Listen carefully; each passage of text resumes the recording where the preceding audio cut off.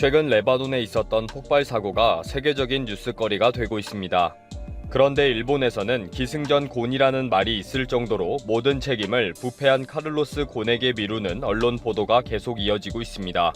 일본 국가를 망신시키는 인터뷰를 연일 하고 있는 곤 회장을 이러지도 저러지도 못하는 답답함의 표현입니다. 특히 프랑스 검찰을 끌어들여서 은밀하게 체포 작전을 계획했는데 곤 회장이 거부하면서 수포로 돌아갔고 더 속 터지게 되었죠. 그런데 최근에 레바논 폭발 사고가 생겼습니다. 일본 언론의 기승전 곤 기사가 본물 터졌습니다. 일본은 닛산의 카를로스 곤 회장이 탈출을 해서 세계적인 이슈와 스타가 된 것과 관련해 엄청난 국가적 스트레스를 받고 있습니다. 곤 회장이 계속 인터뷰와 기자회견을 하면서 닛산 경영진과 아베 정권과의 셋업 범죄 전모와 유죄 추정으로 장기간 비인권적인 구금 상태에 있었던 것을 폭로했기 때문입니다. 그래서 단번에 일본의 사법 제도가 얼마나 엉터리인지 세계적인 공감대를 형성했습니다. 국가적 망신도 이만저만이 아니게 되었습니다.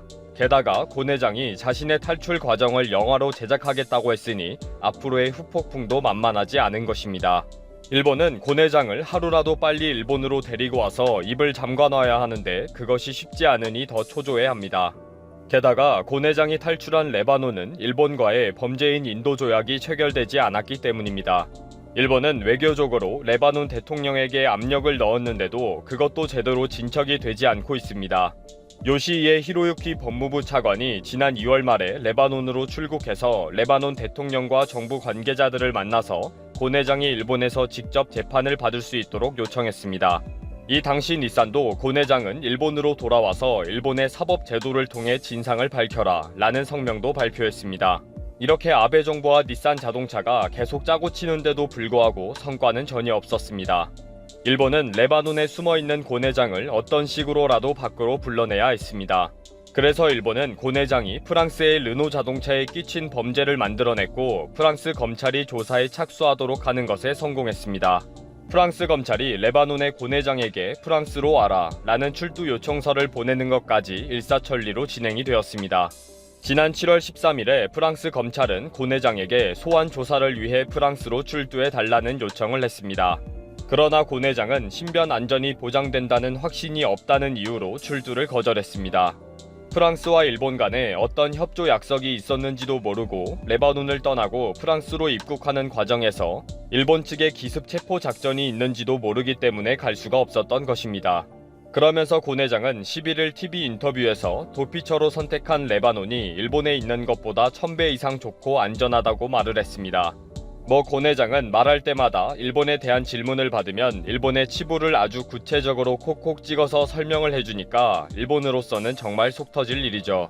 사회 불안이 심한 레바논이 일본보다 1000배 좋은 곳이라고 하니 일본이야 당연히 화가 날 만한 표현입니다.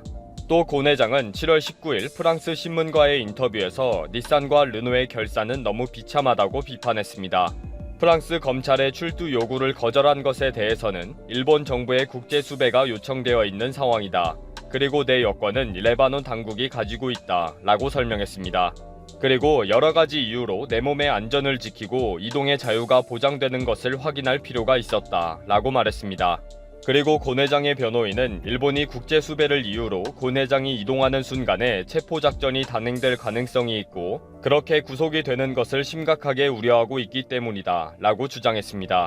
프랑스는 오지도 않고 계속 인터뷰를 하면서 일본의 사법 제도는 정말 엉터리이다. 아베 정부와 닛산 자동차의 셋업 범죄는 끔찍하다 라고 비판하기만 하니 일본은 정말 되는 일은 하나도 없는 상황이 되어버렸습니다. 이러지도 저러지도 못하는 상황에서 레바논에서 폭발 사고가 난 것입니다.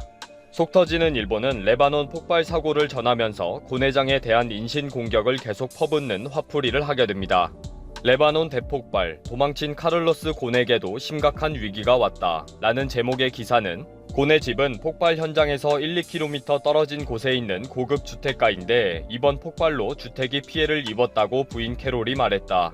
캐롤에게는 위증 혐의로 구속영장이 발부되어 있다. 곤은 일본보다 레바논이 1000배 안전하다고 하더니 그 자리에서 터무니없는 대재앙을 맞았다 라고 빈정거렸습니다. 그러면서 곤 탈출 이후 계속 보도해온 레바논의 내정과 부패, 그리고 사회 분열과 종파 갈등 등을 쭉 소개하고 있습니다. 일본 언론은 레바논은 위험한 곳이다. 곤과 같은 부패한 부유층들이 너무 많다. 그래서 불쌍한 일반 국민들이 매일 시위를 하고 있다.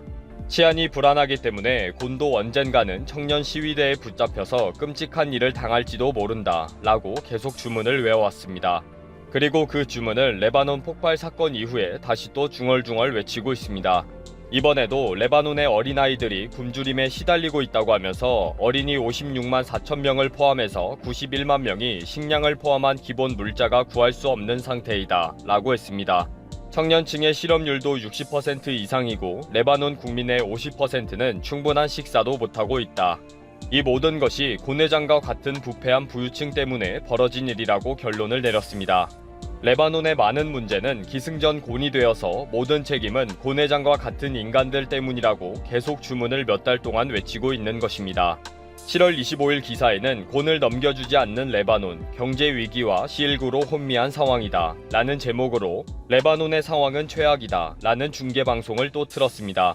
그러면서 결론으로 레바논의 혼란 상황을 보면 내전과 같은 사태가 곧 일어날 것이 확실하다. 정부군의 무기가 빼돌려지고 있다. 내전 상태가 되면 쿠데타 세력이 곤 회장을 일본으로 넘겨주는 일이 생길 수가 있다 라고 또 중얼중얼 주문을 외우는 기사를 적었습니다. 레바논 베이루트에서 폭발 사고, 곤 씨의 자택도 파괴 라는 기사들은 계속 나오고 있습니다. 곤 회장 때문에 일본의 국가 망신은 계속되고 체포 작전도 물 건너가고 되는 일은 하나도 없는 일본입니다. 대한민국 차세대 전투기 사업 KF-X는 대한민국이 전세계 어느 국가에서도 생산되지 않는 수준의 전투기를 만들어 공군의 전투력 향상 및 앞선 기술력을 바탕으로 전투기 대규모 수출까지 목표로 한 야심찬 계획이었습니다. 인도네시아도 처음 한국의 KF-X 개발 계획을 보더니 즉시 한국방위사업청의 개발비의 20%를 투자하겠다며 양해각서를 체결했습니다.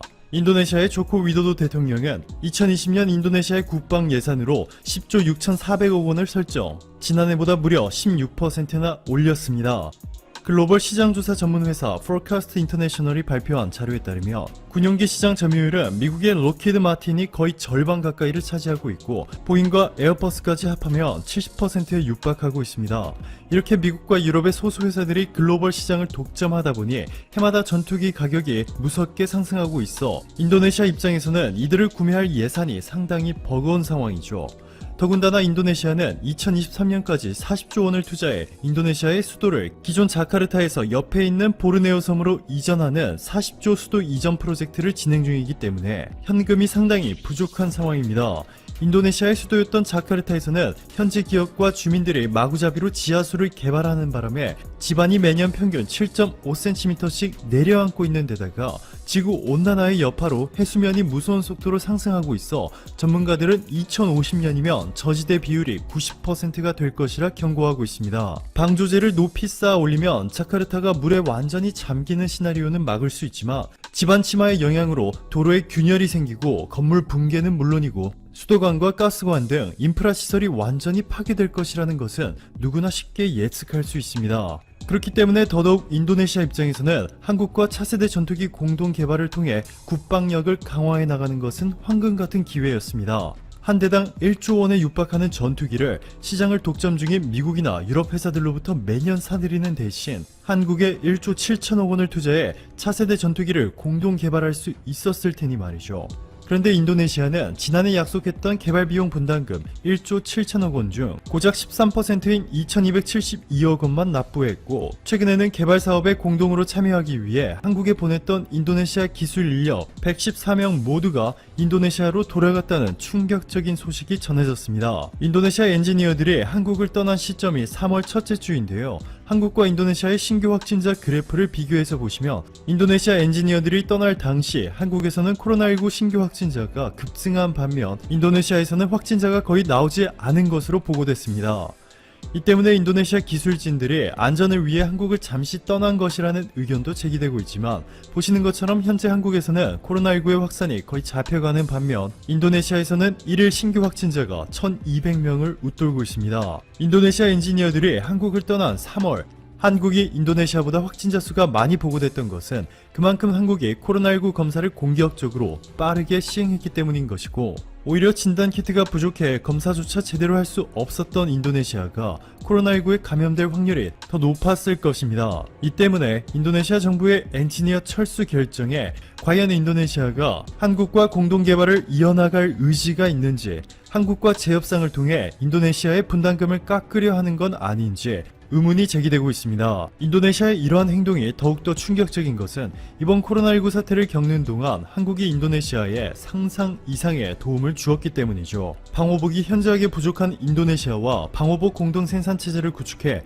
인도네시아에 있는 한국 봉제 업체들이 한국에서 원단을 들여와 방호복을 만들어 일부는 한국에, 나머지 일부는 인도네시아 정부에 지원하는 방식으로 상당한 물량을 공급해 주었습니다. 이뿐만이 아니라 자카르타 북부의 작은 마을에 불닭볶음면 수십 상자와 마스크 수백 장을 선물하자 해당 마을 이장 한 로아디 씨는 한국이 우리 마을까지 챙겨주니 너무 고맙다 라며 고개 숙여 감사의 인사를 전했습니다. 의료 장비뿐만 아니라 식량도 부족한 인도네시아의 한센 마을에는 쌀과 라면, 마스크와 손소독제가 담긴 검은 봉지를 나눠준 것도 바로 한국인. 그럼에도 인도네시아는 최근까지 한국에 미납금을 내지 않고 버티다가 인도네시아 기술진 114명을 한국서 떠나라는 명령까지 내린 데 이어서 대우조선해양에 추가로 주문한 1,400톤급 잠수함 세척과 관련해서도 계약금을 내지 않고 있습니다. 자, 그런데 조만간 인도네시아 정부가 한국의 요구대로 기존 분담금을 낼 수밖에 없는 상황이 만들어지고 있죠. 현재 인도네시아에는 미국이나 중국이 아닌 한국의 백신 개발에 의존하려 하고 있습니다. 인도네시아 현지 언론 자카르타 포스트는 조코 위도도 인도네시아 대통령의 발언을 인용해 인도네시아보다 인구가 많은 나라는 자국민의 우선순위를 둘 것이기 때문에 인도네시아보다 인구수가 적은 국가와 백신 개발 협력 체제를 구축해야 한다 라며 인도네시아의 많은 국영기업이 코로나19 백신 개발을 위해 한국의 여러 기업과 협력하고 있다 전했습니다.